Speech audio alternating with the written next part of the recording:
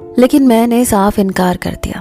میں نے کہا ڈاکٹر نے سختی سے منع کیا ہے، میں کہیں نہیں جاؤں گی۔ مری کے راستے دیکھے ہیں، سارے راستے پہاڑی قسم کے ہیں، اور اس سے آگے سیف وغیرہ، میں اتنا بڑا رسک نہیں لے سکتی۔ کوئی بات نہیں، جب ہمارا بچہ دنیا میں آ جائے گا تو پھر ہم چلے جائیں گے۔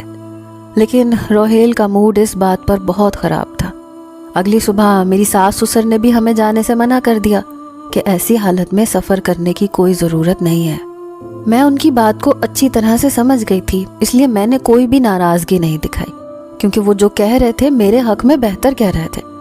البتہ روہیل کا رویہ میرے ساتھ بدلنے لگا تھا۔ اکثر میرا کھٹی چیزیں کھانے کو جی چاہتا، میں اس سے منگواتی تو کہتا مجھے یہ چونچلے بازی پسند نہیں ہے، ایک تو تم نے میرا سارا پلان چوپٹ کر دیا، اور اب تمہیں ان گرمیوں کے موسم میں کینو کھانے کا جی چاہ رہا ہے، کہاں سے لاؤں میں یہ سب کچھ؟ لیکن بات میرے بس میں نہ تھی، کچھ بھی ہضم نہیں ہوتا تھا۔ جس چیز کا میرا جی چاہتا تھا وہ مجھے چیز روہیل لا کر ہی نہیں دیتا تھا۔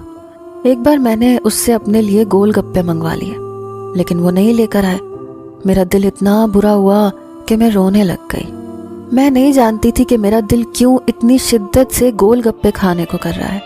شاید یہ وقت سب پر آتا ہے کہ عورت اپنے اختیار میں نہیں ہوتی۔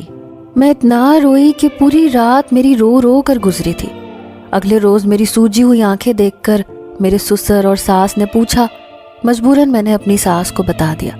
وہ کہنے لگی یہ کیا بات ہوئی، کیوں نہیں اس نے تمہاری خواہش کی چیز لا کر دی؟ ایسی حالت میں تو عورت کو خوش رکھنا چاہیے۔ اگلے روز میری ساس نے مجھے پیٹ بھر کر گول گپے کھلائے۔ اکثر ایسا ہوتا کہ رات کے وقت میرا جی متلانے لگتا۔ روہیل جیسے ہی میرے قریب آتا مجھے ابکائیاں سی آنے لگتی۔ ایسے موقع پر روہیل کو میری حالت سمجھنی چاہیے تھی۔